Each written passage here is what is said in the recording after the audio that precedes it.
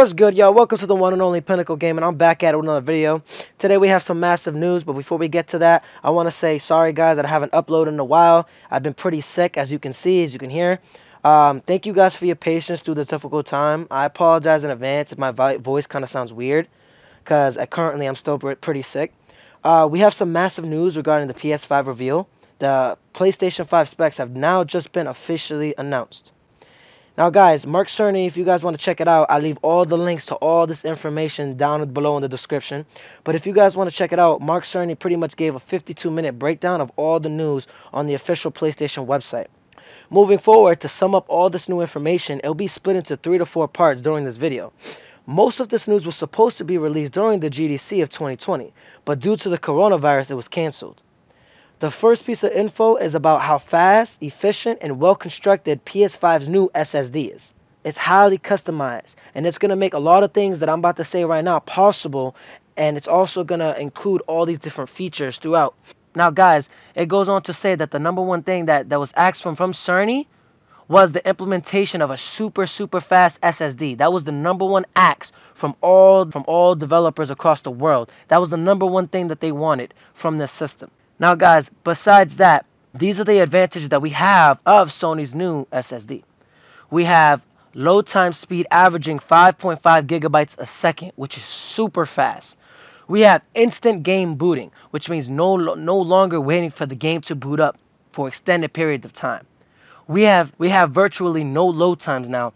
When we're in the middle of the game, if we die, if we're trying to load on to the next part of the map, there are virtually no load times now with this SSD. Now, guys, the SSD is so fast that it functions almost like additional RAM. And on additional, it also allows for an expandable storage.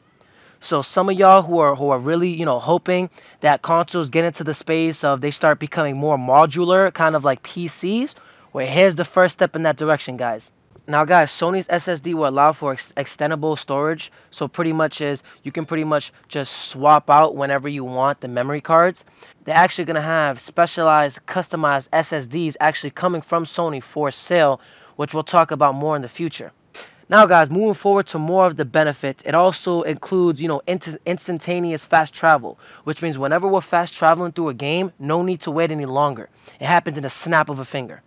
Some additional features will actually include no need for configuring environmental designs around loading needs, which means that when we play the game, there'll be less turns and twisty and windy paths for no particular reason. The games in general are not going to be held back by the speed of a hard drive, for example. In addition, guys, no need to also hold back on character traversal speed because of loading speeds. So, for example, because of the inclusion of this SSD, now, let's say if you was playing Spider-Man, you'd be able to swing much faster throughout the city without having to worry about those drops in frame rates or any type of issues like that. The last thing that Sony also touched on was that this custom hardware that they develop is honestly, they're making sure that they're making the best use of this new SSD technology. According to Cerny, this is pretty much the fastest SSD that's on the market available right now, give or take some. Now, guys, the second thing he emphasizes in the article is the GPU and audio. Custom hardware is a large component of the PlayStation 5 architecture. Now, guys, the PlayStation 5 GPU has an AMD RDNA RDNA 2 based graphics engine to their custom audio unit dubbed the Tempest 3D AudioTech. Now, guys, together with these elements, it provides real-time ray tracing, 4K at 120 frames per second gameplay, 3D audio, and a custom HRTF option. The second piece of info will be about the new enhancements and audio systems for the games running on the system. They call it the Tempest 3D AudioTech. This new innovative audio technology is miles above what some may consider 3D audio. Now, guys, I don't want you guys to be mistaken in thinking that this is regular 3D audio. The R&D has been extensive in creating this. It's something that's been never before seen in gaming.